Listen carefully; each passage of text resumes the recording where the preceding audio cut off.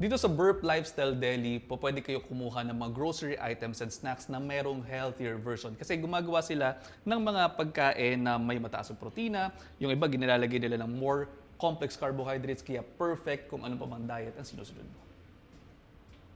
Like whatever you would need in your diet from breakfast up to midnight snack, we want to provide it to you. It was very personal din kasi when I was 26 to 27, I was pre-diabetic. So we were looking for things na magagamit namin for the diet and stuff ganyan. Tapos we were introduced to doing low carb. So after we did the low carb diet, we realized na that's not all. After that, you need to build your muscle and all that for you to be stronger. Kaya kami naman nakaisip ng importance ng pag-release ng high-protein products. Isa sa mga paborito kong pagkain ang peanut butter. Doc Dex approved kaya ang kanilang produkto? Tikman natin. Sige. Sugar-free protein crunch peanut butter. Tikman natin.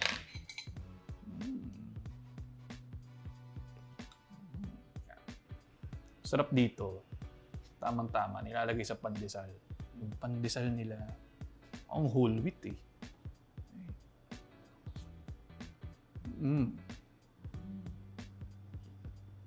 Crunchy nga. Pero alam mo yun, parang hindi ko masasabi na walang-wala siyang sugar. Pero ramdam mo yung protein. Ito naman, ano naman to? High protein peanut butter. Sugar-free din. Simoy Pasko. Dahil sa roasted peanuts.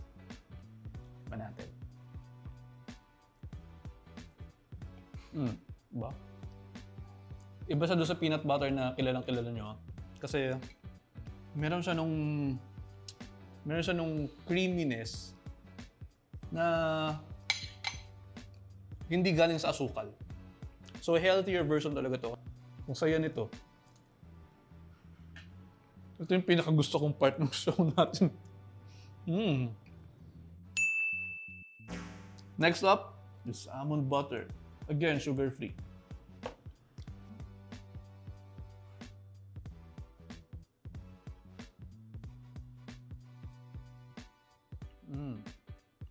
Hindi ako makapamili kung ano yung kukunin ko kung sakasakaling bibili ako dito.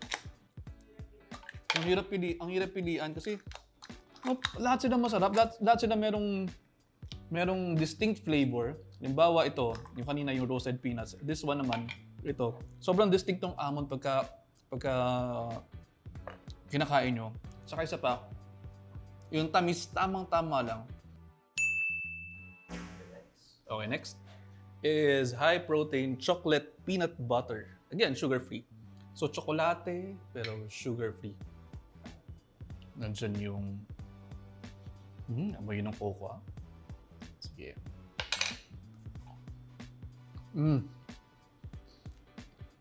Parang ma-addict ako dito.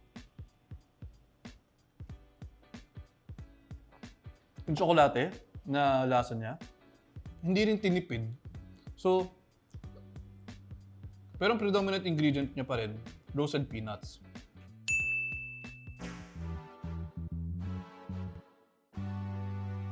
Pinapakita lang natin dito na kapag ka nakadiet ka o kung ano pa man na sinusunod mo na diet, you do not have to deprive yourself. Meron mga options na pwede mong i-take, meron din mga options na kinakailangan mong i-limit, kaya naman, you just have to check the label.